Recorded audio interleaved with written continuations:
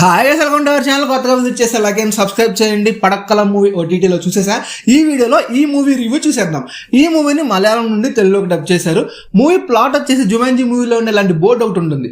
Most of the story దాని చుట్టూ తిరుగుతుంది. ఈ సినిమా అంతా కాలేజ్లోనే తీశారు. ప్రొఫెసర్ రంజిత్ పైకి మంచిగా కనిపిస్తూ ఆ బోర్డు యూజ్ చేసి అప్పుడే హెచ్ఓడిగా సెలెక్ట్ అయిన షాజీని కంట్రోల్ చేసి షాజీ పిచ్చి పిచ్చిగా బిహేవ్ చేసి తనని ఆ హెచ్ఓడి పొజిషన్ దింపేసి రంజిత్ హెచ్ఓడి అవుతాడు. ఆ విషయం జితిన్ అనే స్టూడెంట్కి తెలుస్తుంది.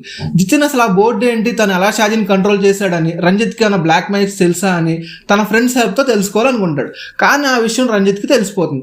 జితిన్కి తెలియకుండానే షాజీ లాగా జితిన్ కూడా రంజిత్ కంట్రోల్లోకి వెళ్ళిపోతాడు. జితిన్ అండ్ షాజీ రంజిత్ కంట్రోల్ నుండి బయటికి రావాలంటే ఆ గేమ్ ఆడి అది కంప్లీట్ చేయాలని తెలుసుకుంటారు. మరి ఆ గేమ్ ఆడి కంప్లీట్ చేశారా లేదా, రంజిత్ కంట్రోల్ నుండి జితిన్ అండ్ షాజీ బయట పడ్డారా లేదా, అసలు చివరికి ఏం జరిగింది అనేది మూవీలోనే చూడాలి.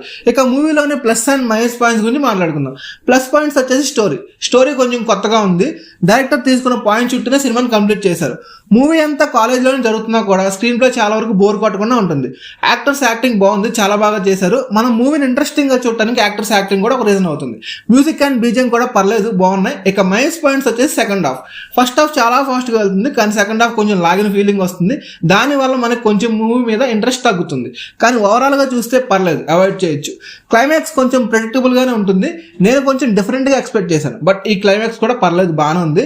ఇదంతా కాదు మూవీని చూడొచ్చా లేదా అంటే మంచి టైంపాస్ మూవీ. మీ ఫ్రీ టైంలో ఒక లుక్ వేసేయండి. ఈ మూవీ వచ్చేసి హాట్‌స్టార్లో స్ట్రీమ్ అవుతుంది. నా వీడియోస్ నచ్చితే లైక్ అండ్ సబ్స్క్రైబ్ చేయొచ్చుగా.